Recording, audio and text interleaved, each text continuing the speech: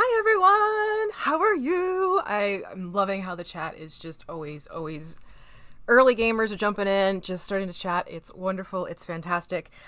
So yeah, we are on our terrain stream today, which means I'm making things. And for those of you who have not read the description yet, this is something that's a little riff off of Black Magic Crafts stone columns that he has created. I have put a link to that video in the description below. If you don't know what those are, they are a very popular, easy to make item, and I'm going to show you how I tweaked it just a little bit to create this really cool lighted street lamp feature that I'm putting into the Zobeck commission build that I have coming in from Kobold Press. So let me show you what I did. First of all, I did make the columns just so they have some. I'm also playing around with autofocus today because I noticed that some things kind of go blurry. So bear with me as it focuses and does its thing. We'll see if it works. If not, I'm going to take it off and we'll do a refocus thing.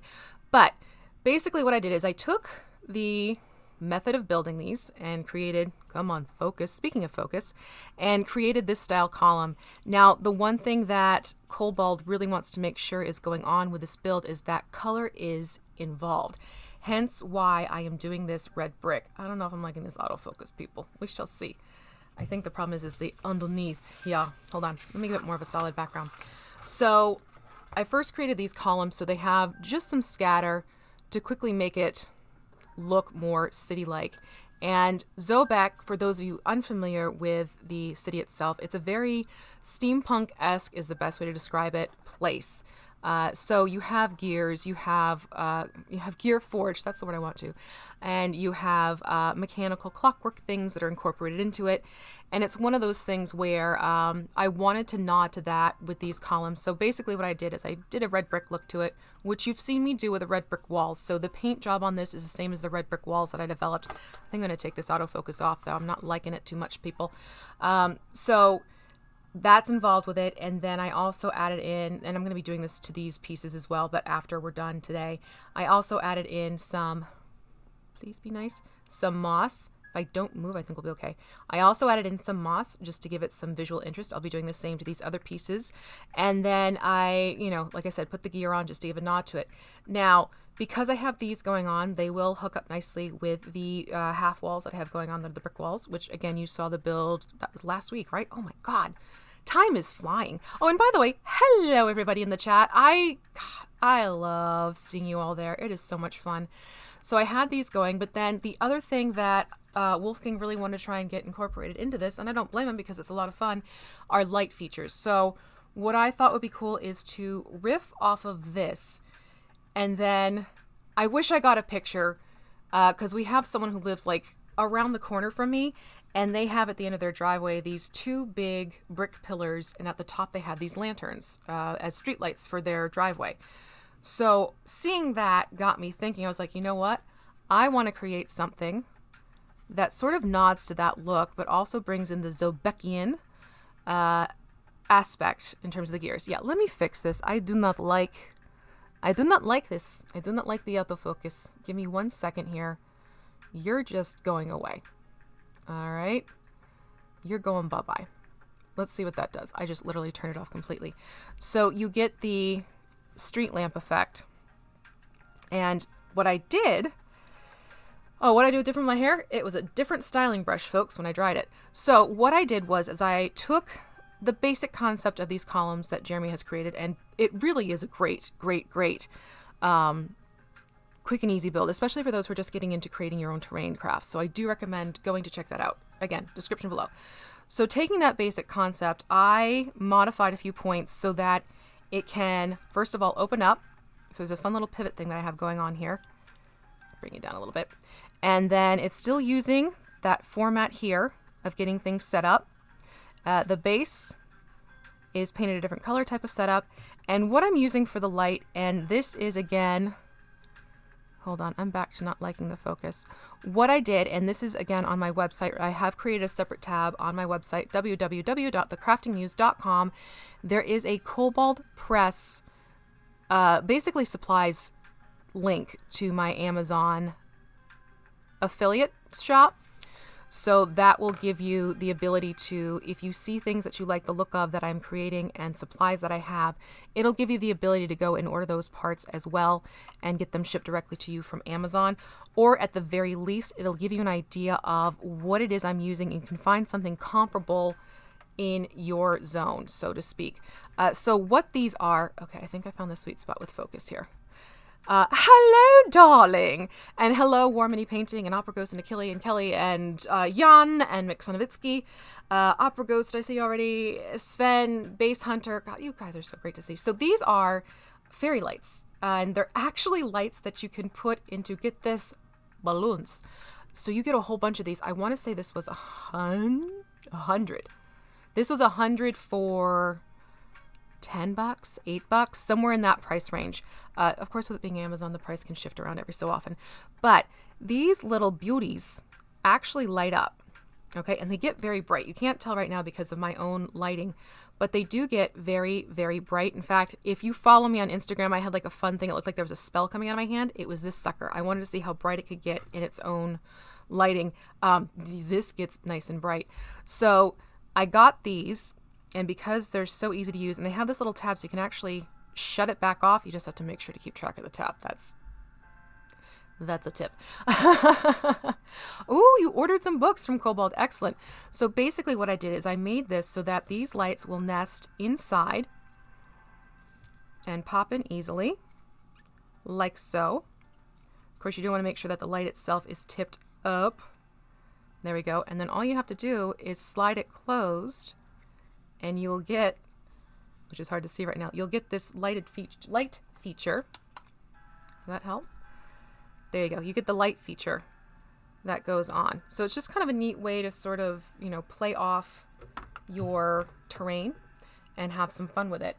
And the thing I like is that these also go with the walls and everything. So you can get this great city setup going just by combining these pieces and sort of set up maybe like a town square or something along those lines. So here's my brick wall, and here are these items. So you can see it becomes a continuation of the concept.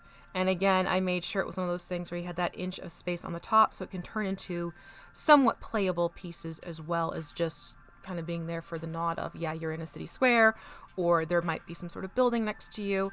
So that's where I'm going with this today, and I'll show you how to make it. Now, before we get into making all this, I have a special announcement, and hopefully this is good news for some of you. I was contacted by the people of PAX for PAX Unplugged, and their PR group asked if I'd be interested in running a giveaway. And when they told me what the giveaway was, I was interested.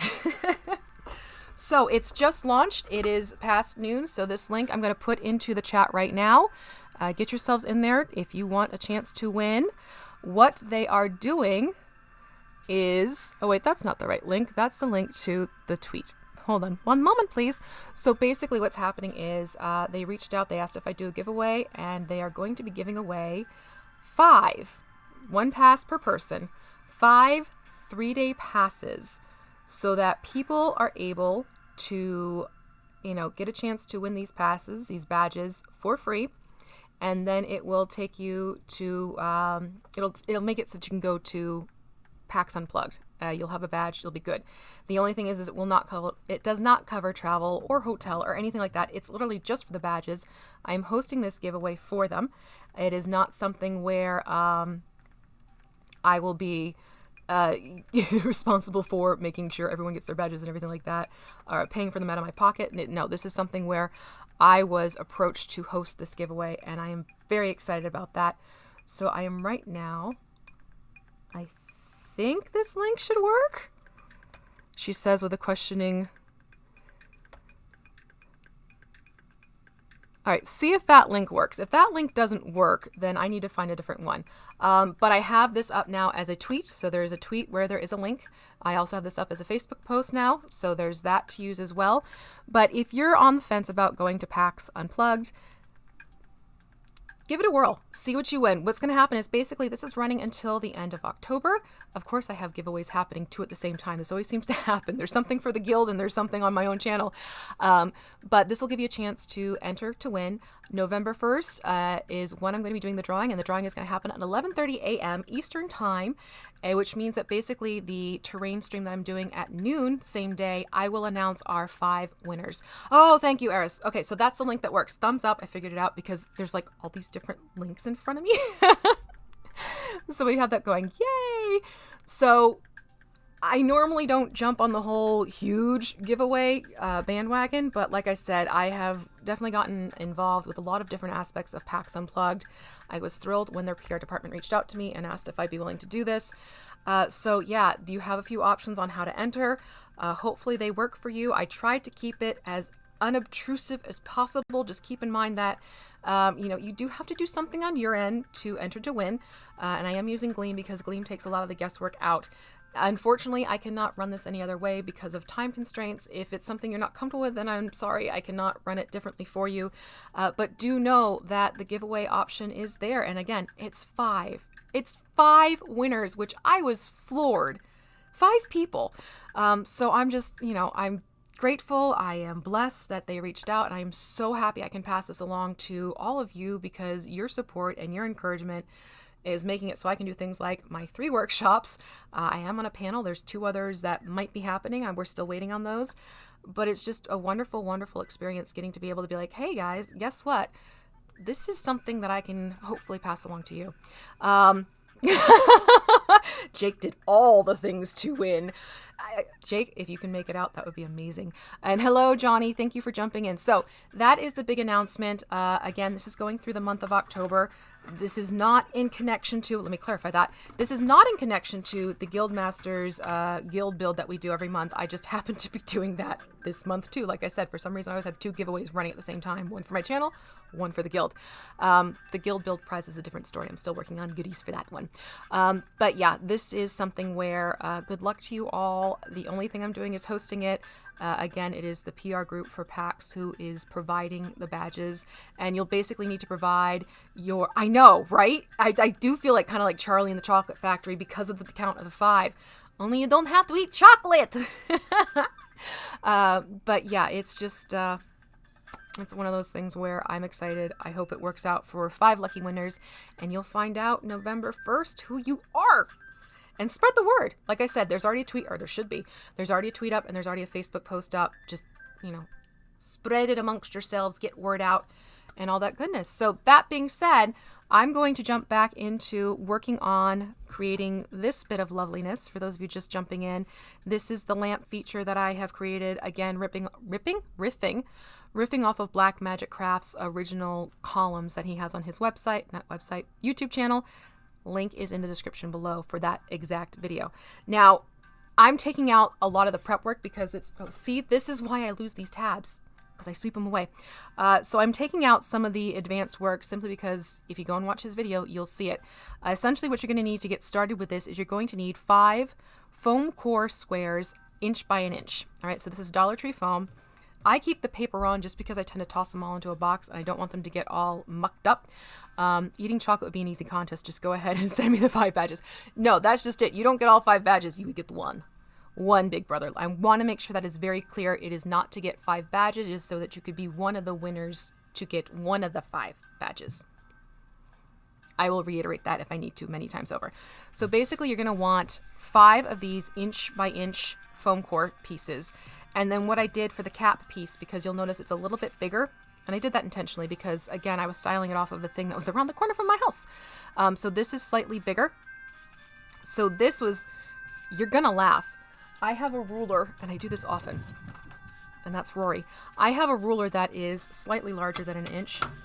I'll show you on my mat here. So what I do is I will take this sucker, and I will actually use it to cut a strip of the foam out, and then I go back in, and I use it on the horizontal to cut out the pieces. So it's just slightly bigger than an inch. And to me, it's just a quick and easy cheat way of doing it as opposed to trying to measure everything out exactly. Because you know how I am, I like to eyeball things. So this becomes your cap piece. So basically what happens is one of your inch by inch and the larger inch plus by inch plus, you're going to set to the side for now. Let's get into the nitty gritty of getting these pieces prepped, because this is where things do shift slightly from how Jeremy does his, and you know, reasons. Absolutely there are reasons for it. So hold on, I'm just looking for, I hope I left that tool where I need it. We shall see. So you're going to peel off these, and if you want to peel it off ahead of time like he does in his video, by all means go ahead. I prefer to keep the paper on. That's more my personal preference or quirk. If that music is too loud, please let me know and I can adjust it. Hello, Dustins and Dragons. Today you're just putting up walls. You're so punny. You're lucky I like the puns.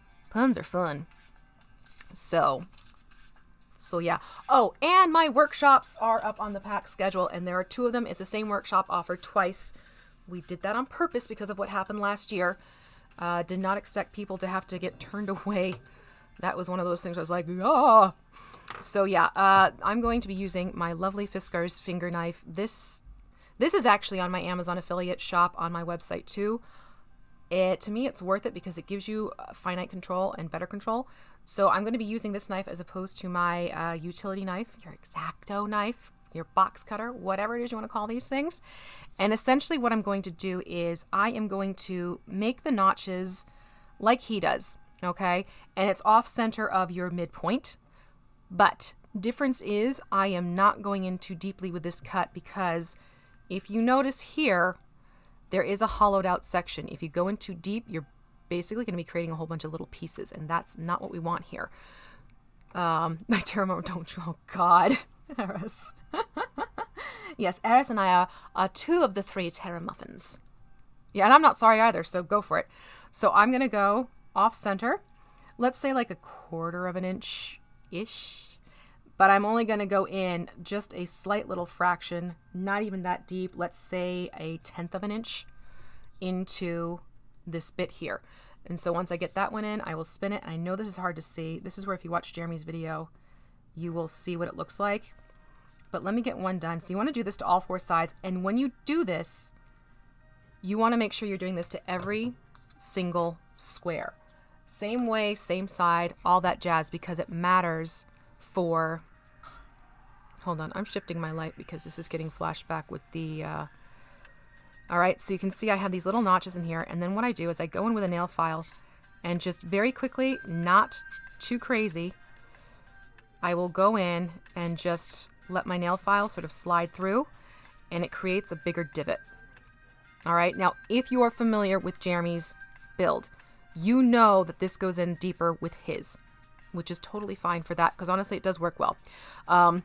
Oh my God, I love my chat, Dustin. This chat makes my day twice a week and then some, because I get interactions on my other socials afterwards. I truly, truly adore hanging out with you all twice a week, to the point where sometimes I'm like, maybe I might throw in a Monday, just for like a Monday free-for-all type of thing. Just I'll work on something you can see. So you want your squares to end up looking like this. So it's a less exaggerated indentation than what Jeremy has going. But like I said, there are reasons for that. So I'm going to do this 3 more times. And again, just keep it off to the side. This is again where this little knife comes in super handy. It's a little bit more comfortable. So what I'm going to do is I'm just going to make these notches first. And then I will go in with my file and sort of assembly line it. I would recommend doing Like I would do one phase one day, the next phase the next day, because I have made 12 of these. And actually it's going to end up being 13 as a result. I dropped the one. This is the one I dropped. So yeah, this I'm super excited for. It's one of those things where this is called, it's the Fiskars, I think it's called a finger knife. And like I said, it is up on my Amazon affiliate shop link on my website. So check out www.thecraftingmuse.com and check on the Amazon, click on the Amazon tab, Amazon shop tab, and you'll see it right there. Okay, I'm just going to put this to the side now that has been useful. And again, this is just a cheap emery board, nothing too schmancy. Just a quick dip in. If you have sensory issues with sound, forewarning, this is kind of like nails on a chalkboard. That was one thing I was like, ooh, this get on my nerves. But it's all worth it in the long run. Now, if you wanted to, I did not, simply because I didn't want to compromise too much of the foam because of one of the next steps. You could go through and you could bevel the edges on either of these squares to get a better curvature to your bricks. Like I said, I didn't on this one simply because I wanted to keep the foam as undisturbed as possible because of, you'll see why. Well, you'll see why. Oh, thank you so much, Jan. You're the best, buddy. See, this is why my moderator makes me smile. I actually might need to be getting another moderator. So if anyone would like to volunteer their services as a Crafting Muse chat moderator, please let me know on one of my socials. You can shoot me a DM or that type of thing. All right, so I have 4 of these set up. Now I do have my low temp hot glue gun going, which is important. And give me just a second because I thought I had this out, but I think I might have put it away when I was cleaning up for painting. So this is like my box of supply goodies. Pardon me one moment, please. Yeah, it's at the very bottom of my little box, which is literally just tons of stuff shoved in. It's sort of like my reminder supply box. Like, oh yeah, I have that to build too. Jody, you are not late. We're just getting started. It's one of those things where when you can get here, you can get here, and I'm totally okay with it. So I will say, the next thing you're going to need, you'll need your low temp hot glue gun, low temp so that you're not burning your fingers, because that's no fun. And then you're also going to need, I went into my drill bits, and you're going to want your 1/2 inch paddle, because this is what's going to help us burrow into these 4 things. So the first thing I want to do is assemble these. Now the assembly to this is important because it's going to give some structural soundness. Is that what I want to say? Make it more structurally sound. There we go. So you're going to run a bead of hot glue all the way around, keeping it pretty close to the edge, like I'm doing right here. If you hear the low tones of a male voice, the husband is home today. I'm thinking that's a business call. And then you're going to also just sort of do like a little circle in the center. Let's see if I can show that better. That kind of gives you the idea of what I mean. All right. And then you're going to take your other square. Remember, you want to flip this so that you have your notches on opposite sides.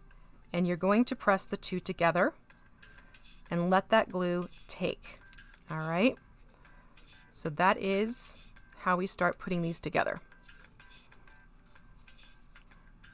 Like that. I'm going to do it again. Eat threads. So again, it's just running that little line around the edges and then putting in the circle shape.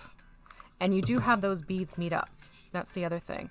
This sort of creates a nice little mortar establishment. Yeah, Fiskars is a great product. I'm very happy with all of their products that I have. Their edge knives? No. The scissors that I got that I showed for the shingles.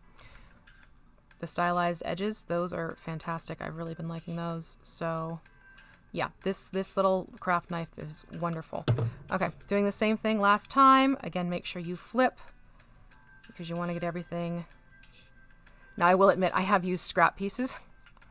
So it's a little bit wonky, but that's okay. This is an older build where it's shifted in the city. I mean, really, if you go to some old cities, you'll see this. Okay, so that gets the whole thing together. And now we want to make sure that this has a chance to set a little bit. But the other thing I'm going to do while that glue is taking, I'm going to go into some further reinforcement, and this is where you are going to need to go to your hardware store. I got these at, where did I go? Home Depot. So going to Home Depot, just get these nails. All right.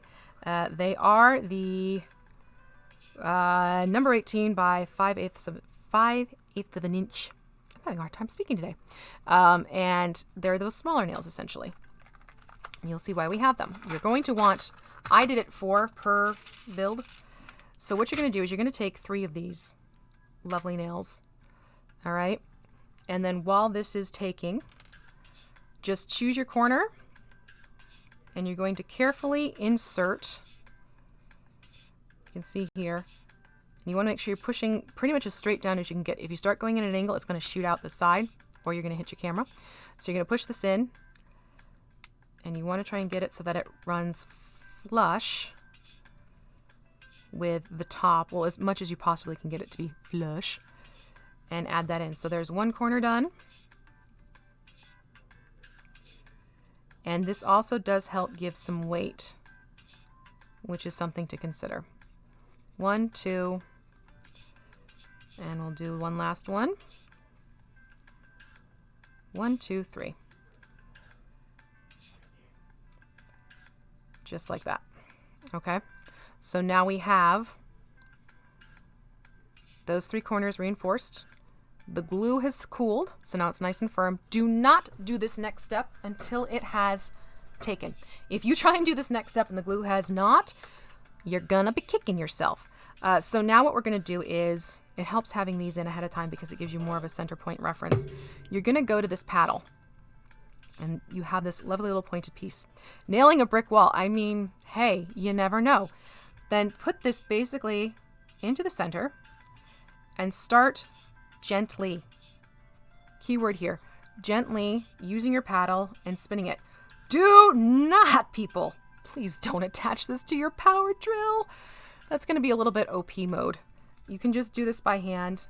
Be patient, be gentle as you go along. If you force this, you will start to split the sides. You don't want to do that. All right, darlings? You don't want that to happen. So we won't do that, right? And what I do is I work from one side until, and yes, I have my finger there for reasons, which is why you also want to make sure you're being gentle and careful. So you're going to do that until you start to pop out the other side, and then insert on the other side, again, center, and come in from the other direction. I found this was a lot easier to kind of get this bored through without compromising the foam. And again, just very carefully, very gently. You may have to sort of wiggle things a little bit. You may also need to go in, like I do right now, go in and remove some excess foam until you can get it to process all the way through like I have right here. And then what I do is I just sort of let it sit on the widest point of the paddle. And again, this is all very gentle, very easy motions. Just spin it around a little bit, and then it opens up, as you can see. I can see you. You have a nice little opening right there. So, sweep away the debris. Don't sneeze. Don't sigh. Don't make any sudden wind-like motions with those bits out because they go everywhere, which I am speaking fully from experience. Now, what I ended up doing is I also, just to kind of help smooth things out a little bit, I did go around on my pinky like this. Oh, God. And you can also take, not that one, you can also take, I went with my metal nail file, the more narrow tipped one, and you can just gently file this. Do have protection on if you're doing multiple things of these in a row. Also, since I'm on a live stream, I want to make sure you can hear me, or for those of you who are hard of hearing, can see what I am saying. So I am not wearing my mask, but I will say for this part, anytime you file foam, please, please, please put on some sort of breathing apparatus protection just for your own sake. So that's basically how you get this opened up like so to get that going. All right, so you can see how things have been tweaked a little bit based on what the original build is. Again, if you want to see the original build, what Jeremy did, go to the link that I have in my description below, and you can see how he does his own columns, which is a great approach. Now what I'm going to do is I'm going to jump over to that 5th inch by inch, put the nails over there for now, the 5th one, okay? The 5th square. And again, peel off your paper. If you choose to keep the paper on while you cut, I do. It's my thing. It's how I do it. Personal preference there. And then I'm going to go back to where the nails were. And this is actually a modification that I realized after I'd done all the other ones. Instead of putting these on the top, I'm actually going to put it onto the base instead. So you're going to go back in with your hot glue gun, run a nice healthy bead around the edges again, and get in close to the circle as well, because now you have an actual circle to work with. All right, so get a good amount on there, and then put on that last bottom piece. And you're doing this on the side where you've inserted the nails. Reason being is because that helps with the weight at the bottom. I realized the other way, not that it makes too much of a difference, it's just more aesthetically in the end. You won't get the nails, here, I'll show you here. You won't get the nails peeking through the top like what's happening here. That's a correction I made on my end. So hindsight. So you have that going for you, all right?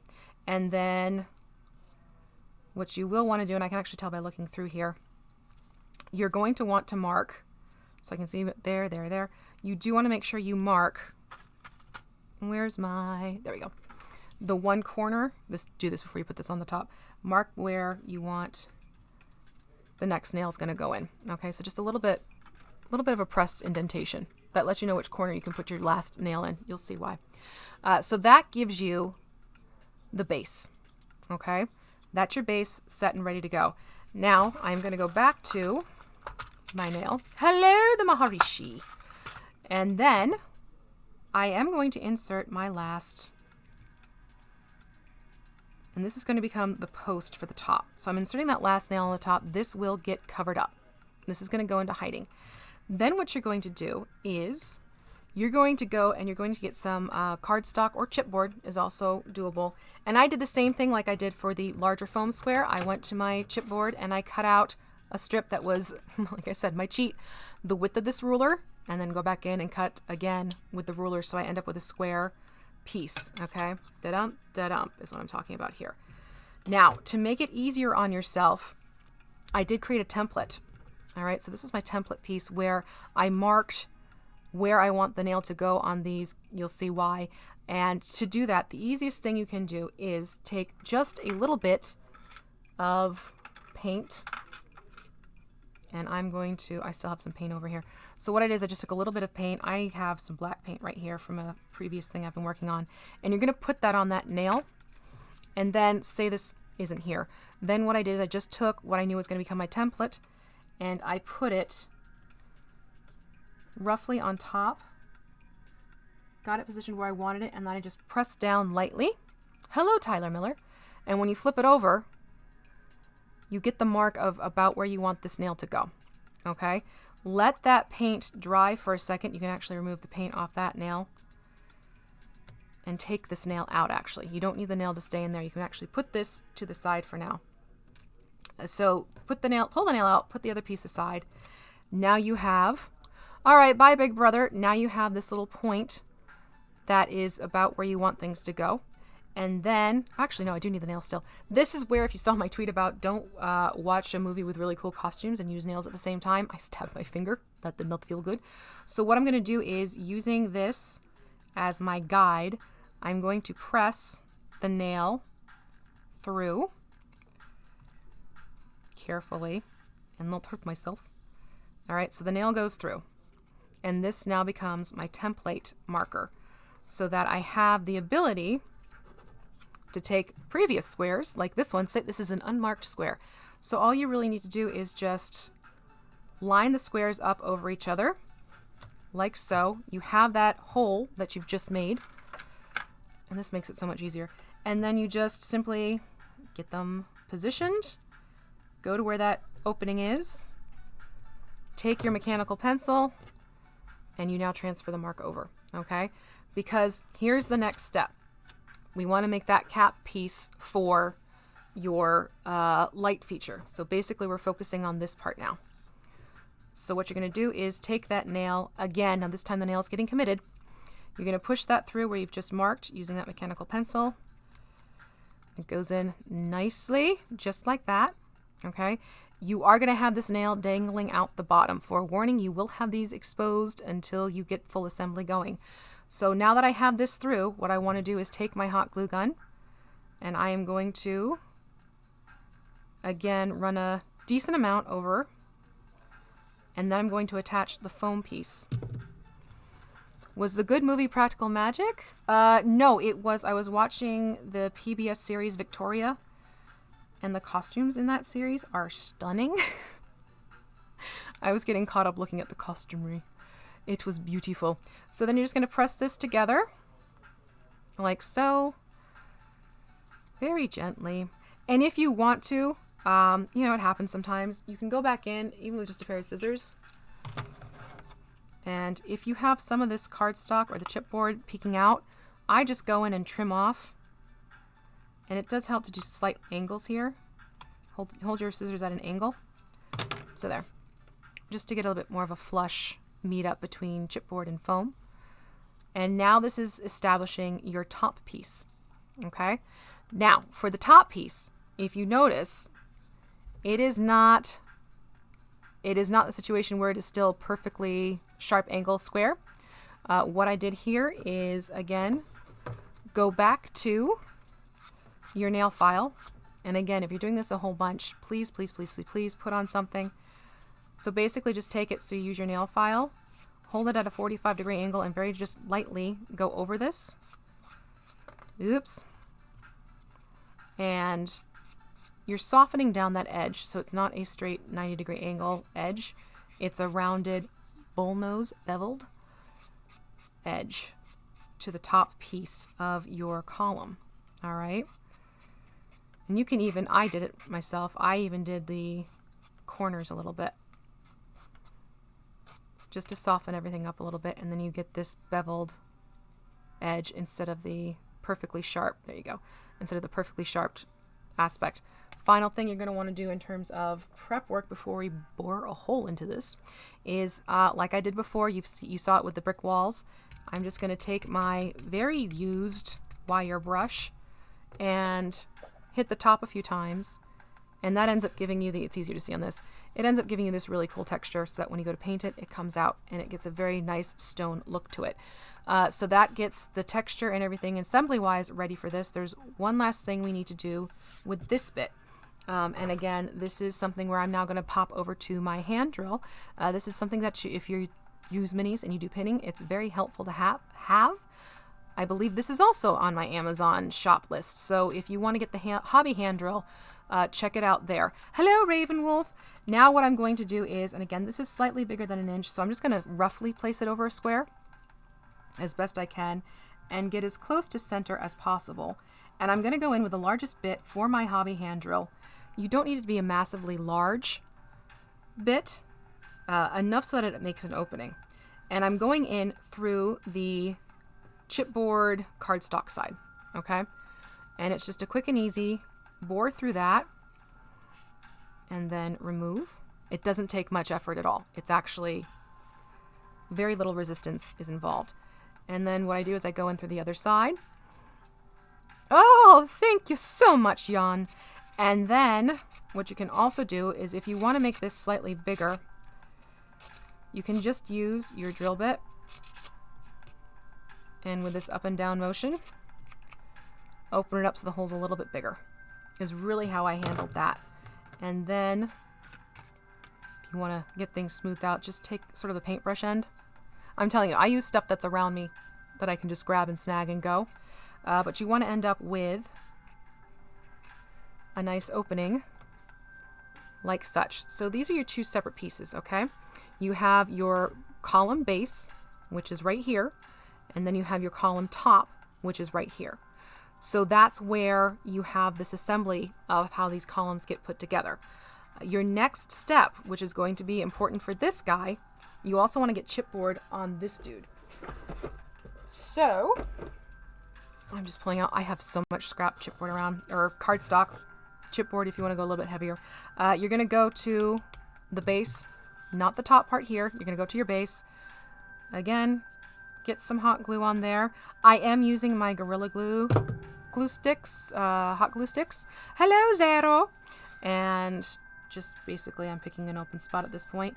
I actually do a little wiggle when I go to put that on. It just kind of helps the glue spread out a little bit more, and you get better contact points that way. So get that on there. Let it solidify. I always say dry when I really mean cool, as I just elbowed my ruler off the table. It's okay, I'm done with it. I am going to put a couple of these things out of the way now that I don't need them anymore. Like again, the paddle, that's something you do want. Tuck these away while that cools off. And then I'm done with that as well. Oh, look it. I love it when things just kind of tuck away nicely. I'm going to go back to my Fiskars. I am doing well, Zero. Thanks for asking. Chat, how are you doing? And then I'm going to go in. I'm going to trim this away. Again, I'm holding my knife. Whenever I do this, I tend to hold my knife at a 45-degree angle. I just find it helps to sort of tuck in that base a little bit more, so it's not popping out on you as much and as visible. And I'm just carefully scoring right along the edge, like so. And that helps me free it from the cardstock. Ta-da! And now I have a nice base. This actually helps kind of give it a little bit more oomph and make it slightly more stable, because the foam, it can smoosh and do all that loveliness. This gives it a little bit of reinforcement, which is why I'm recommending doing this. The other thing is, if you're making a whole bunch of these, like I did, because, you know, like you do,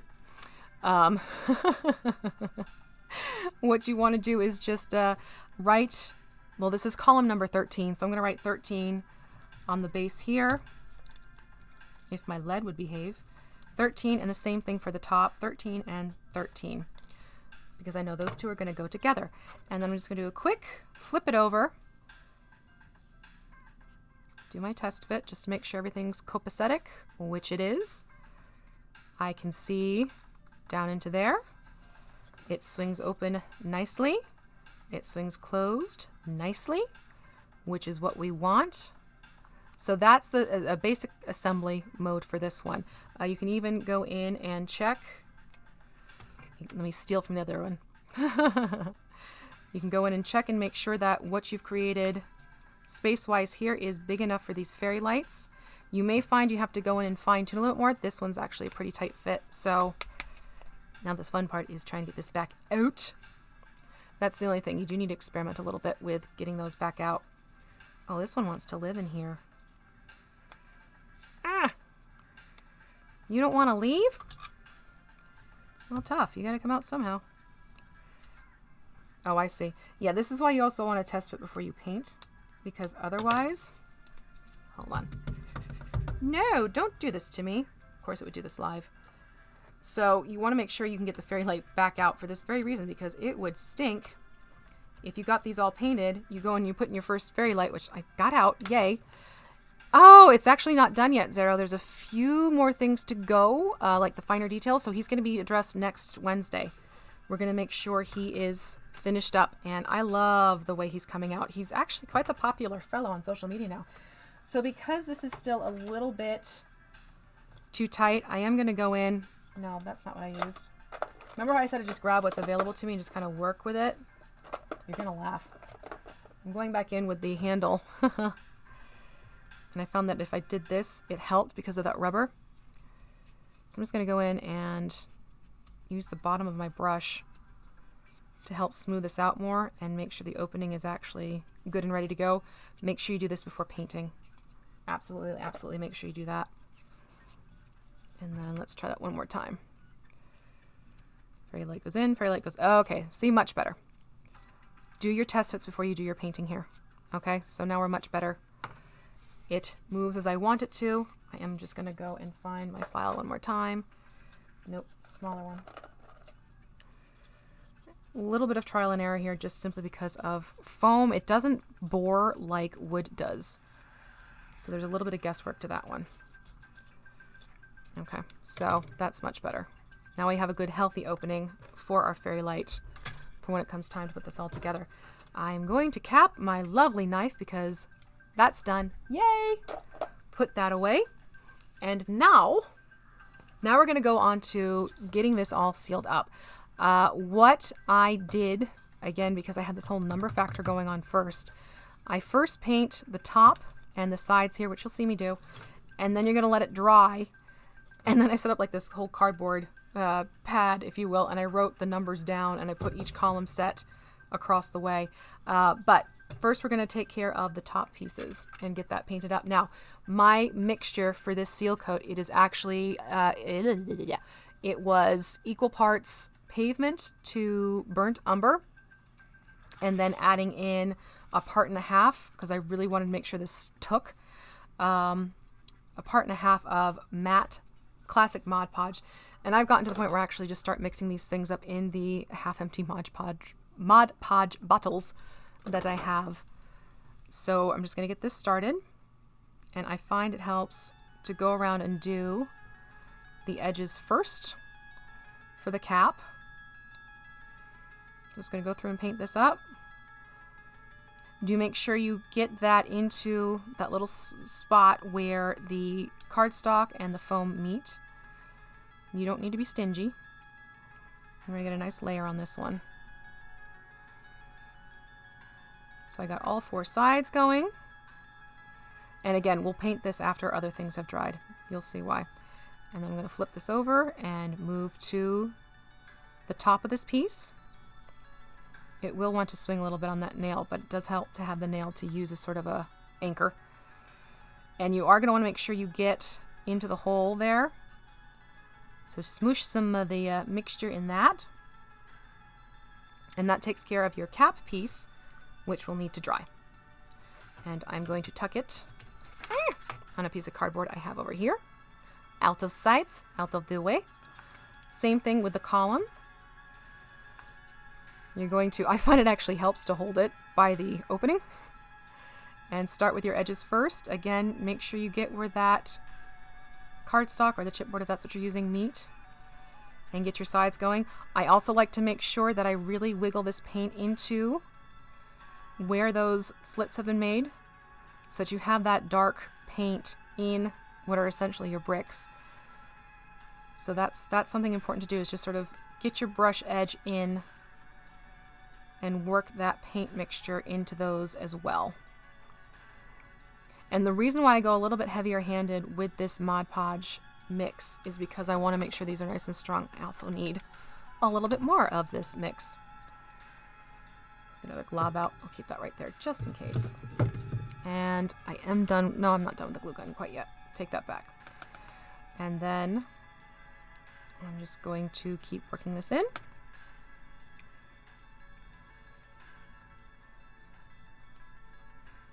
And I do have, for the sake of time, I have a backup one that's going to be painted up as well. One of the last ones from the original column set. Alright, so we got that going. That's all 4 sides.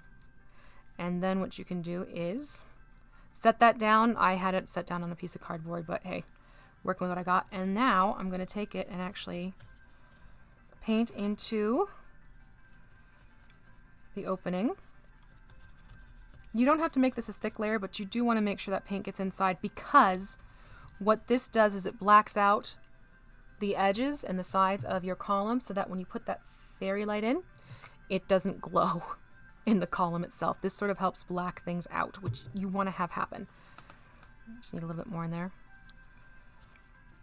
Alright, so get that around inside.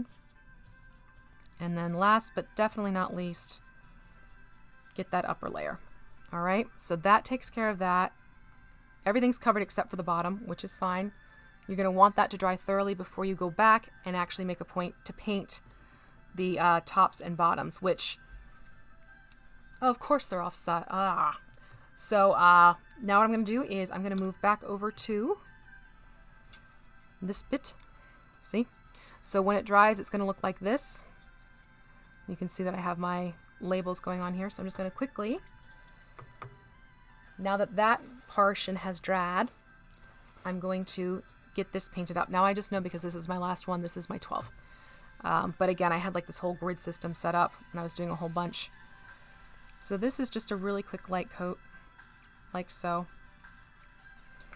Doesn't have to be too thick, but you do want to make sure you get that in there more for aesthetics than anything else.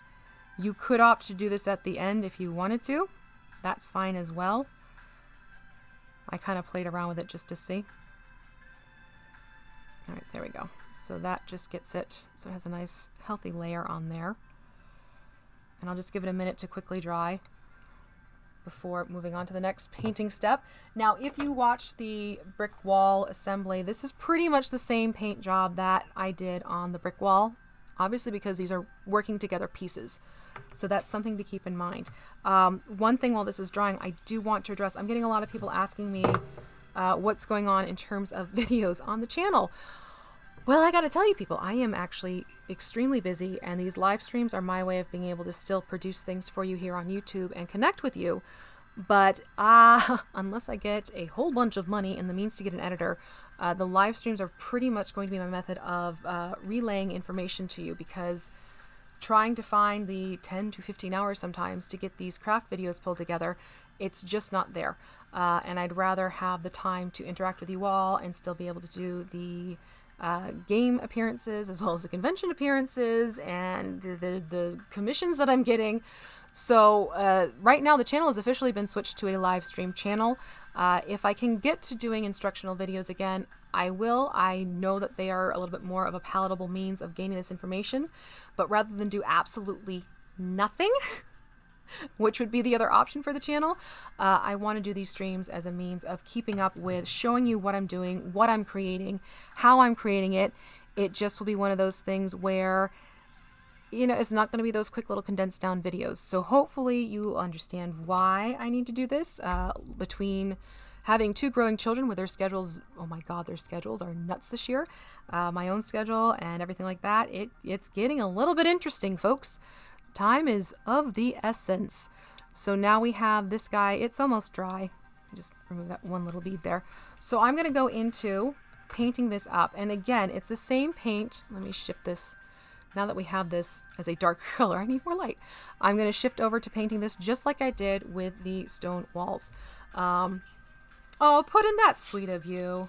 Stumbled upon the instructional vision, stayed for the live streams. Thank you. I really appreciate it. Like I said, it's one of those things. I didn't want the channel to become stagnant because I'm busy. I'm doing things, obviously. But trying to do the video work on top of everything else, I realized the live streams, that's going to be my sweet spot for now. Oh, thank you, Tyler. I really, honestly, I very much appreciate that you're all being so wonderfully understanding about this, because trust me, I would love nothing more than to be able to stick around and do a lot with you all and keep those videos going. But those videos, they can be a time sink sometimes, especially if something goes wonky. Oh, I'm glad you enjoy the live streams, Dustin. It's just one of those things where, yeah, I'm having fun with this. I do make sure I record these so I have backup and everything like that. But yeah, it's just one of those things where you got me this way. This is the best way to do it. Hello, the last laugh. How are you, darling? So for those of you who weren't here for the brick wall builds, what I do is I go in and I get a cosmetic sponge, the wedge style, and I rip off the bottom. Literally, I just rip off the bottom. That creates a nice little texture. I like using these for terrain scatter because the foam bubbling texture, whatever you want to call it, it is more to scale. So you still get that stippled look that you'll get from sponging. It's just, to me, I feel like it's a better end result. So you're going to go in first, and the first color I'm going to use for the bricks themselves, actually, let's get to put the top to the one side because that's separate. I'm going to jump in with Apple Barrel's Golden Sunset. The paint colors are already listed in the description below for reference points.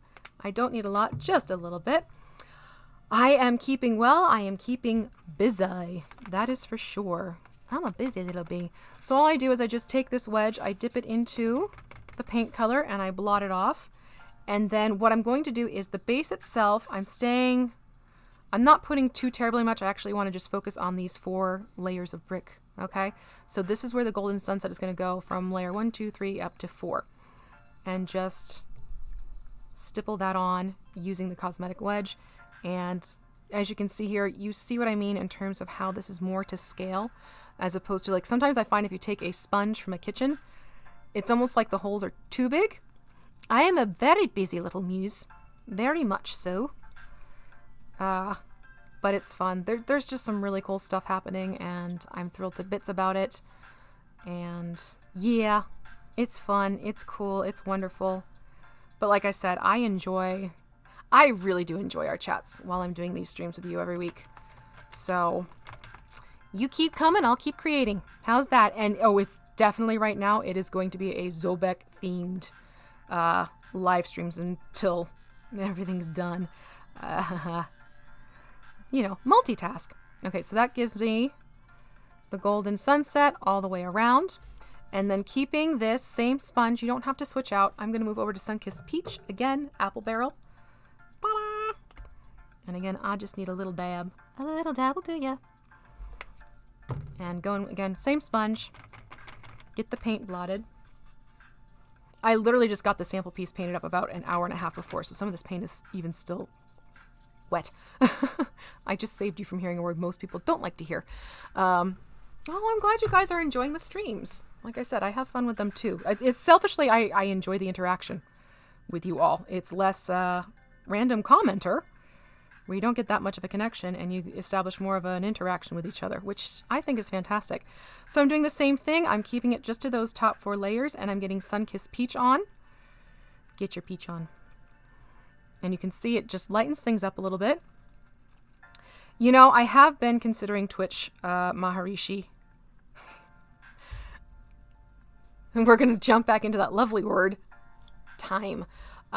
Because I have such a wonderful established group of subscribers here. I mean, we're almost at 12,000 on the channel, people. I'm kind of more preference to doing it on YouTube because that's really where my strongest group of followers and subscribers are located. If I jump over to Twitch, I think I have just over 50 followers, and that's by default because people will follow me because they see me on other channels. So yeah, I don't know. Maybe that might be where I take Mondays and stream on Twitch. That might have to be something I explore, possibly the new year. Right now I'm just kind of overwhelmed with needing to make sure I get all this stuff pulled together for Kobold's terrain, as well as the fact that I have appearances and things that crop up with conventions. I am going to be going to Emerald City Comic Con. I just got clearance for the pro badge, so I will be over on the West Coast in March. How cool is that? I get to go to Seattle. Yay! So there's that. That's happening. And Mace is happening in weeks, literally. Oh my God. There goes a weekend of building. So it's just stuff like that where I need to be conscientious of where my time can go. I find browsing Twitch's arc, and that's another thing put in. A lot of people do complain about the fact that the VOD factor on Twitch is a little bit more clunky, myself included, speaking from trying to catch up on. Yeah, honestly, I think the Twitch is going to be more for as I appear on other channels as a player or a DM. So it's there are people who do wonderful things with Twitch, and that is fantastic, but I started off as a YouTuber. My numbers are proof that I am a YouTuber because, like I said, this is going to be 12K pretty soon. We shall see. It's crazy. My God, 12,000 subscribers. Hi, people! So I'm going to stop at this point for the brick, and I'm going to move around. My God, I sound like my grandfather. I'm going to move down to that base layer. And for that, you're actually going to move over to a paintbrush. And I'm going to use Chestnut. Again, from Apple Barrel. I love this. This Chestnut color is a beautiful mid-tone warm brown. Just need a little bit of that. So I'm going to jump over to using that. And depending on your brush skills, I am using actually my larger flathead brush. If you want to use something smaller so you have better control, that too is also okay.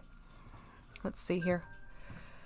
Oh, I'm glad you love the streams, Opera Growth. I'm telling you, when I see the chat starting to kick in, especially when it's like, God, some of you are in here good 25 minutes ahead of time now, and you just start chatting with each other, it gives me such a thrill because I love that we have our own little community going here. It's wonderful. It truly is. Especially when you have people jumping in. It's like, oh, how have you been? Like, we just had it with, don't come through the ceiling. We just had it where it's like, how's the back surgery going and everything like that. To me, it's like, it's wonderful to see you're connecting with each other as well as connecting with me.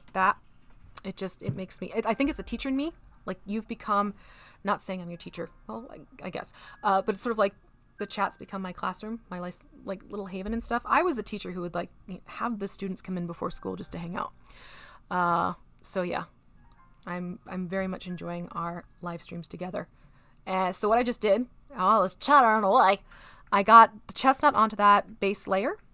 All right, because as you can see, going back to the first reference, this is a different color, and I like the way that looks. It gives a nice little offset established aspect. And I'm going to do the same thing to the top. So that now we're jumping into painting the cap. And let's see here. Maharishi is asking, has anyone ever been to ECCC? Tickets for this year have not gone on sale. I think tickets are supposed to go up soon. Yeah, from the post they are on Twitter. If you follow them on Twitter, they're pretty good about keeping updates going. So you get onto that and check it out. I personally cannot speak of price because, like I said, I got the Pro badge, which is sort of a different thing altogether. It's not open to everyone. You have to have certain things lined up, which I guess I did because they said sure. The crafting community is wonderful. There are some really good, clever, creative people out there. I also have found, and this is the other thing I love, I have people who have nothing to do with crafting who have jumped into my chats, who start watching, and they have come from my doing streams. And it has been wonderful having them join us because a few of them have even started dabbling in crafting.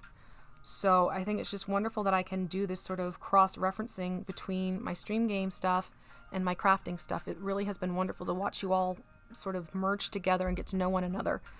Truly, it's been great. Which is why I also like going to conventions and seeing everyone and seeing how you're doing and hear what you're up to and what you're playing and greatness like that. Yeah, flights to Seattle aren't too shabby. I need to book my flight for March now. Note to self, let's just add that onto the list of things to do, which just keeps going. My list of things is Santa's naughty or nice list. And it really, the crafting community on a whole is fantastic. And, you know, the community is on, depending on which channels you're on, they are also wonderful. You get people who just jump in and help each other out, and it's beautiful to see. It's wonderful to see. Yeah, it's just, you get your bad apples here and there. You do. I'm not going to deny that. I'm not going to close a blind eye. There are times where I've had to jump in and sort of go into, I guess, mom mode and correct that behavior with certain people just getting a little bit too aggressive. Let's put it that way.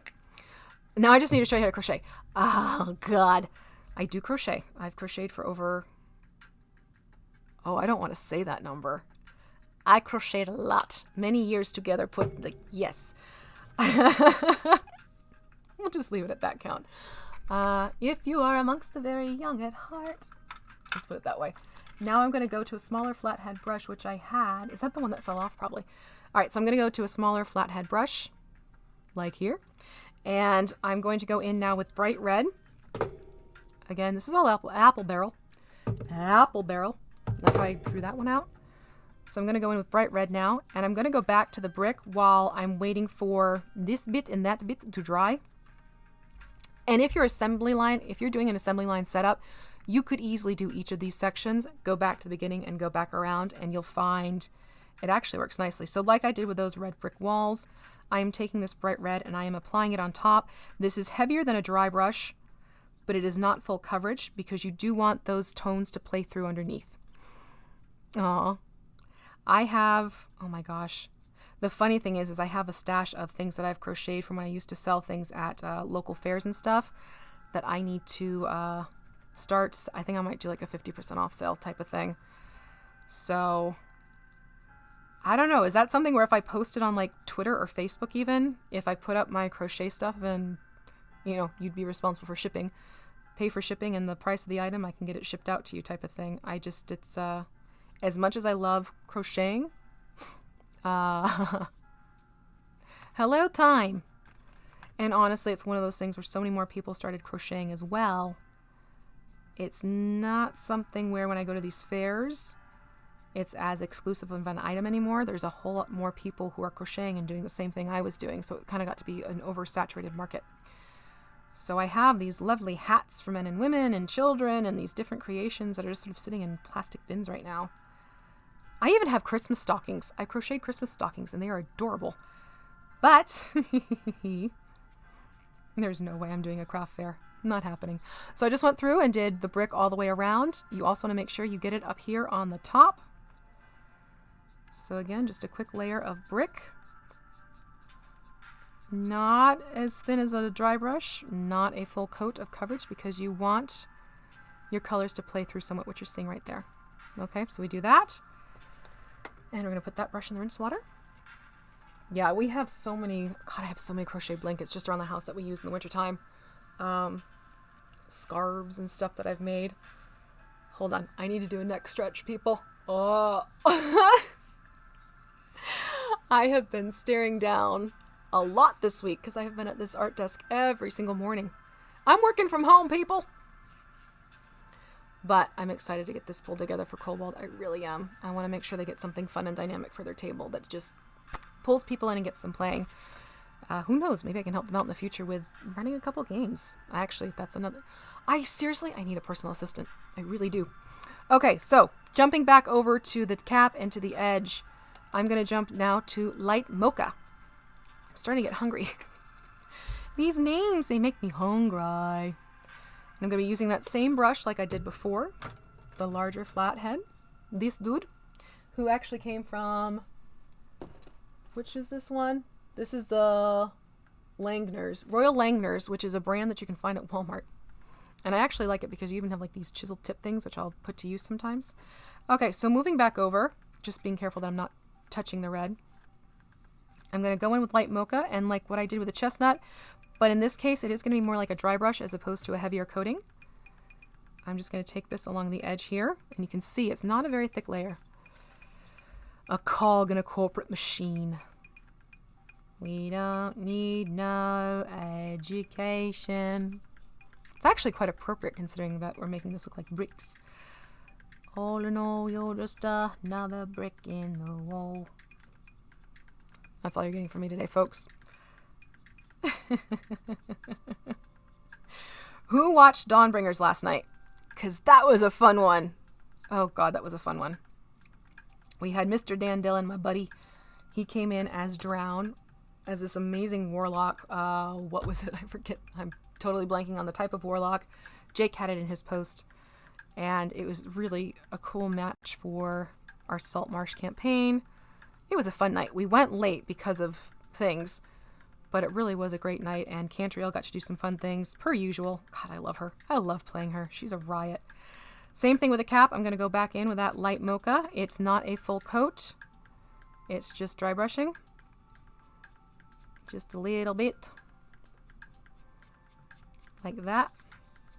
And I'm not worrying about painting this part. That portion I actually do want to leave the dark color, again, for the light factor. I like to think of myself as a cornerstone, not just any old brick. You're a keystone. There you go. You're a keystone. And then take this Light Mocha across the top, and this is where all that lovely texture comes out that we put in with the wire brush. The mangled wire brush. Okay. So that is the second layer of paint on here. And now we're going to do that last layer of paint because this actually dries quickly enough. So I'm going to jump over to my antique white.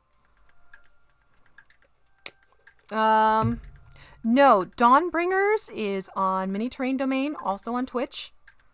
And that we've been doing for 3 seasons now. We're 3 seasons strong with the Dawnbringers. It is a group of many of us crafters. So we have DM Scotty from the DM's Craft. We have Jake, Mini Terrain Domain. He also has a YouTube channel here where he does crafting. We have Jake from Erasmus Expeditions. He does some crafting as well as some live streams. Megan from Dice on Ice. Getting a whole musical episode. Oh, dear God, I won't do that to you. And who else do we have on there? Me. There's me. There's me as a crafter and a player. And you have Ted, Nerdarchist Ted from Nerdarchy, who, even though Nerdarchy doesn't really do crafting, Ted is actually a crafter. He will make things, he will paint things, and he will share them with us, which is lovely and wonderful to see. So yeah, we have fun with each other, and it's just, it was actually supposed to be sort of like a 5-episode mini campaign, but we clicked so well. It's been going for over a year now. So, yeah, I'm having fun with that campaign. And my bard Cantriell, she's evolved. She's a fun one. All right, so I just went in with the antique white and I did a very light dry brush around the base. I'm going to do the same thing here. Is that dry enough? Yeah, that's dry enough to handle. Now, the important thing here is I'm actually making a point to pull down from the top portion of this. Like that. As opposed to from the bottom up. And that just helps you bring out that edge a little bit more, which I like, as well as the edges of the corners here. You can see how it highlights it a little bit more. And I'm going to flip it over. And like before, just take what's left on the brush and just very lightly go over. And that gets you pretty much established. All right, we're going to let that dry for just a second. Let that do its thing. And we're going to move over to the next little bit. So let me get the cap. So I'm actually going to remove. For the cap, for the lantern part itself, this is a combination of things that, again, you can very easily get. The gear, because again, this is Zobeck. Zobeck is known for its gears and Rava and everything like that. You can get these gears. I have that on that Kobold Press specific shopping list on my website. These are just those gears from the gear package. And this is basically, it's a jewelry bead. And I liked this one because it's a cracked glass marble-esque look. It's plastic, it's not actually glass. And a bead cap. And it actually came together on one strand. I got this combination from Walmart. The bead strand was from Walmart. The gear is from the package set that I got off of Amazon. So let me jump in here. See, I have it all together in here. So let's take out one of those gears. And I'm actually leaving it so that I'm going to keep the different colors of the gears going as opposed to making them all one color, just because I thought that'd be sort of a fun thing to do. So when you get this strand of beads, you get three sections to it. So you'll get a smaller bead, which you don't want. That you're going to just put back in.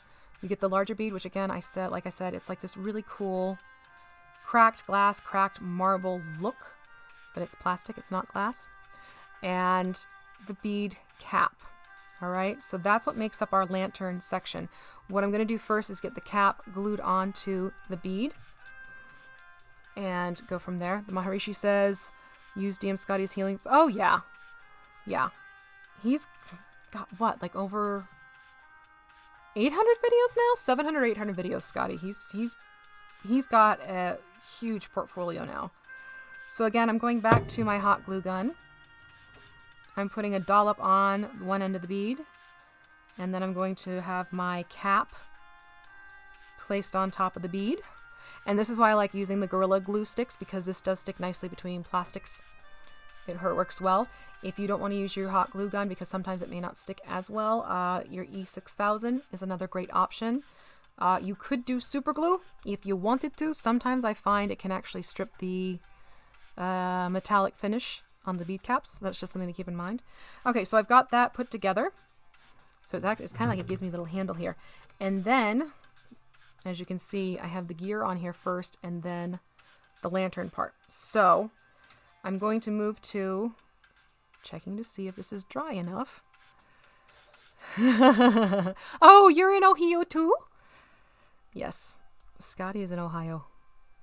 He'll go to Origins. So for those of you who like to go to conventions and meet people, go to Origins if you want to meet Scotty.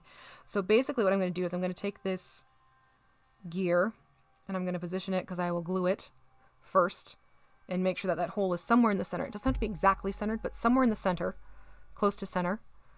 So for that, again, I'm going to go back to my glue stick. And this is why I said low temp hot glue gun, because I find that glue is not nearly as searing hot as can happen with your industrial strength.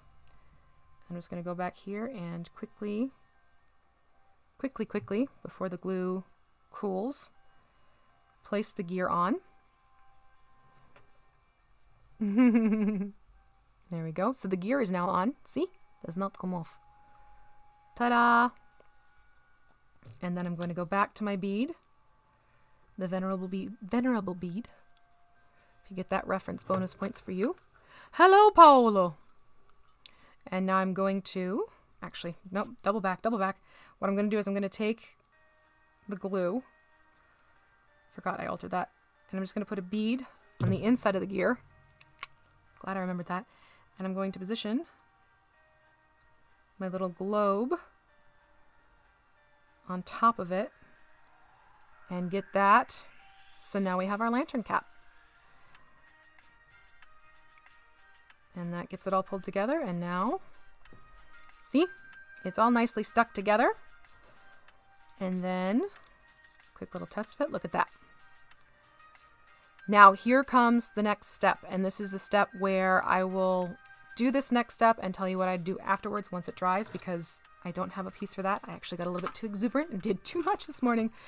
So the next thing I would do, now that this is all put together, and again, make sure everything's been painted up and all that jazz, I'm going to go first remove the pieces from each other. Actually, cap. Oh, that was probably very loud. Cap my little container of beads, because, you know, that falling everywhere would not be fun in a basement with a concrete floor where there's just a scatter. So now I'm going to go back into, I'm just going to basically give this a dark wash. If you make your own washes, keep it to a darker gray. You could even do a black wash if you wanted to.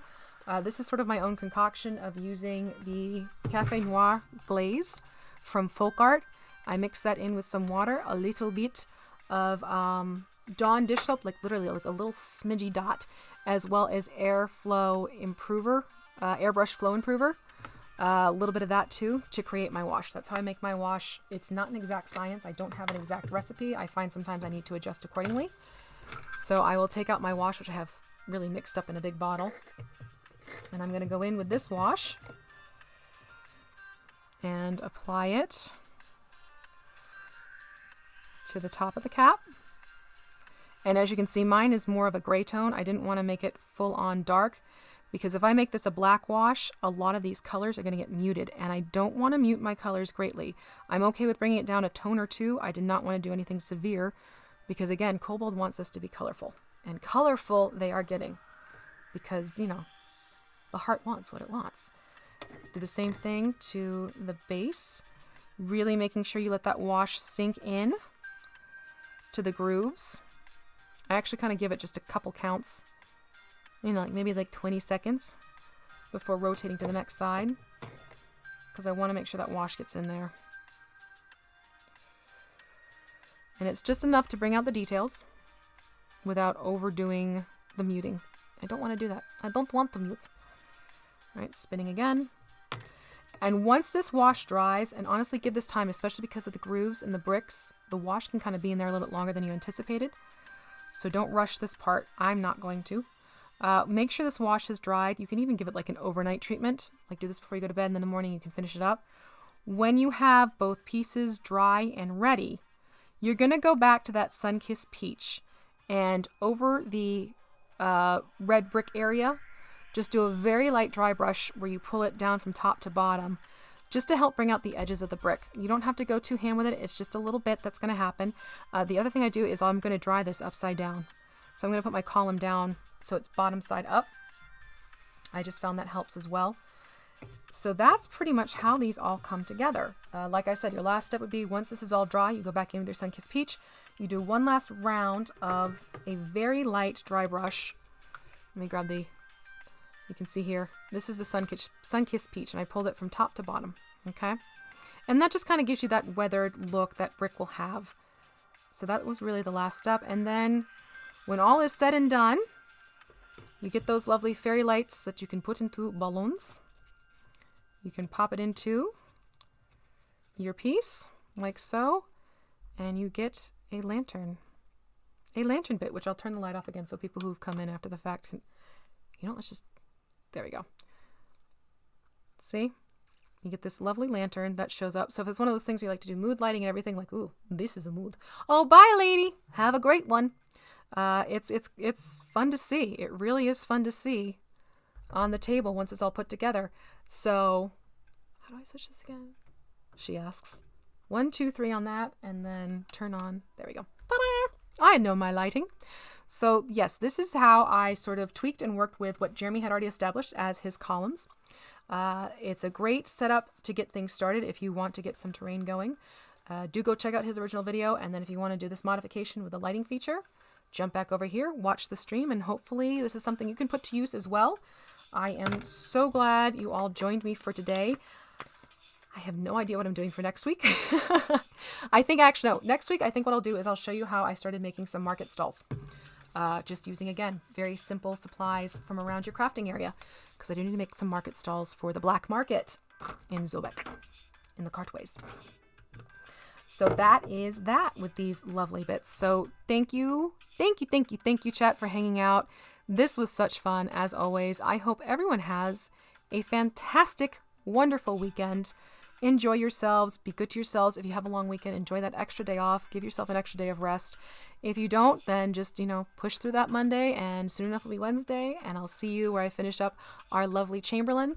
And then Friday, we'll jump back here with our terrain work, where I'll show you an easy creation for a market stall setup. Again, using simple products from around the house or something you can easily get from Amazon, because there is this piece I did get from Amazon. So that's it for me from today. Don't forget, I have that lovely giveaway now going. Let me put that link in before I forget. Link is going up in the chat.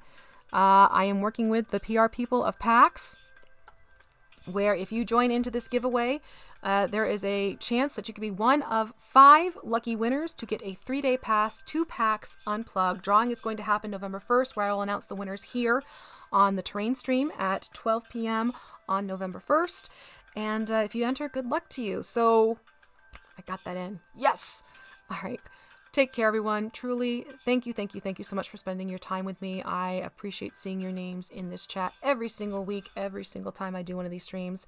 I will see you on the flip side. Don't forget, Sunday, I will be DMing The Last Heir over on Kobold Press on Twitch. We're going to see what these people are getting up to, because I'm telling you, my PCs are making some interesting discoveries in the Grove of Eternal Autumn. All right, everyone. I will see you later. Take care. Bye. End screen.